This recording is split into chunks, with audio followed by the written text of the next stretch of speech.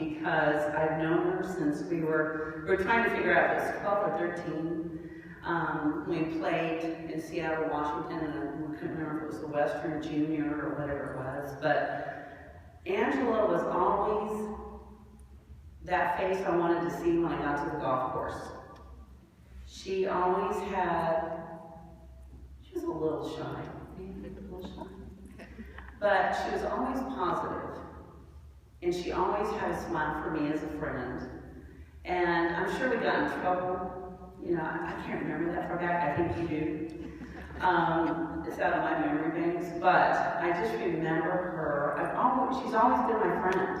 If I hadn't seen her for a year or two or whenever, because we really just started seeing each other more here at the PGA show. But I always remember her as that positive friend that I always had as an amateur golfer. Her mom's special, too. Whenever we were close to where her mom was, she'd always cook this fantastic Italian meal for us. And Angela, of course, was always feeding me. She goes, here, have this, try this. So I have so many great memories of her, and to hear all of her accomplishments. She, and for an award to be named after me, Dana, is very special to me, too. So when I look at Angela and what my award stands for, you definitely go far and above that. Angela, I love you. I've known you for a long, long time. And I was really, really excited to hear that you won the award with my name on it. Congratulations.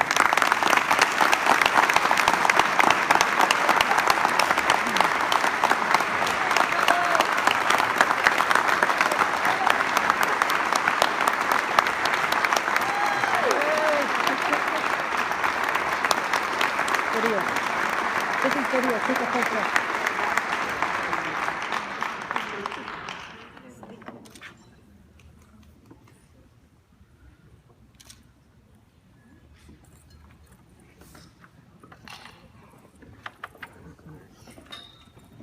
I knew she was going to make me cry.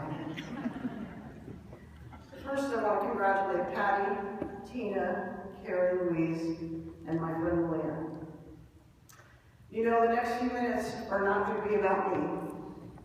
They're going to be about Nancy Lopez. Sorry. I've been holding a few choice stories for many, many years. And at the risk of you taking this award away, I'm going to dish a little dirt about Nancy. 1979, the Women's U.S. Open was at Brookline Country Club in Fairfield, Connecticut.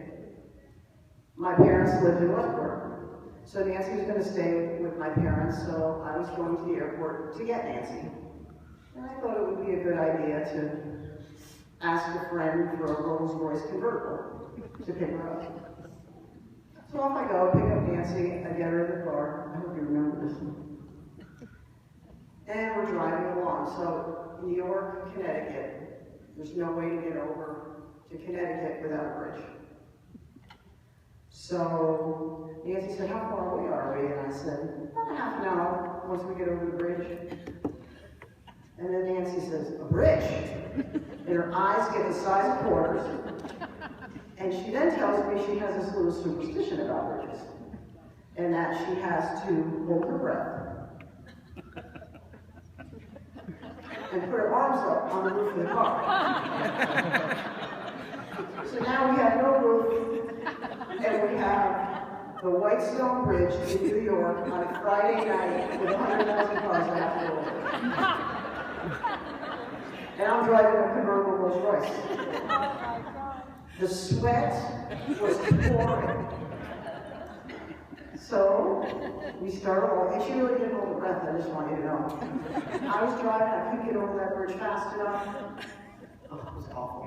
Finally get to the other end. And she was really almost blue, and I thought she was going to die. And then I thought the headlines in the paper were going to read that Nancy Lopez died in my car Friday before the U.S. Open. She didn't die. But you know why I did that? Because you lose your boyfriend if you breathe.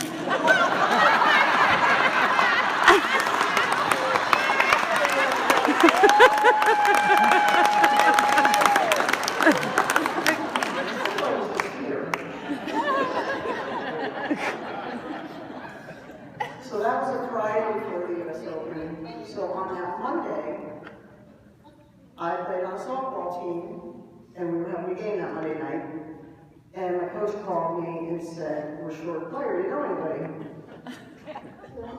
No, but let me think about it. So it must have been looking a little strange to not come. And Nancy said, what's the matter? And being Nancy, through and through, he said, I need, we're looking for somebody to play. She said, I'll play. Friday, Monday, US Open, okay. So we get there, and I kid you not, my whole team fell over when we got there. I said, oh yeah, Nancy Lopez is coming. Long story short, she's 2 for 3.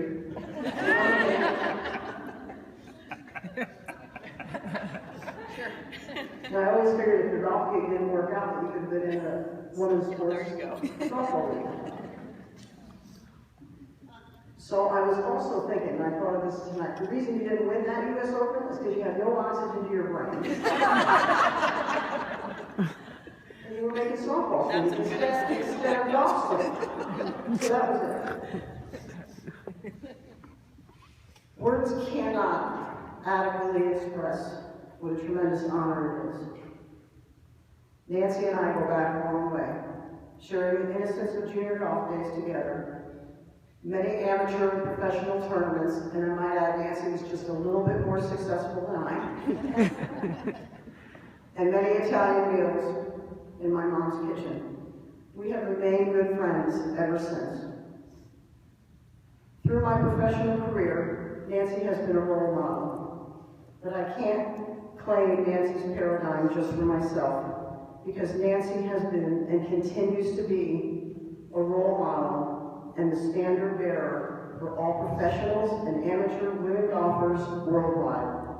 She single-handedly inspired me and thousands of LPGA colleagues to be the best ambassadors for golf that we can be. If you want to see a true legend, look no further than Nancy Lopez. And that's why I consider this award to be the crowning achievement of my career. Thank you for this honor, and thank you, Nancy, for your friendship, encouragement, and inspiration.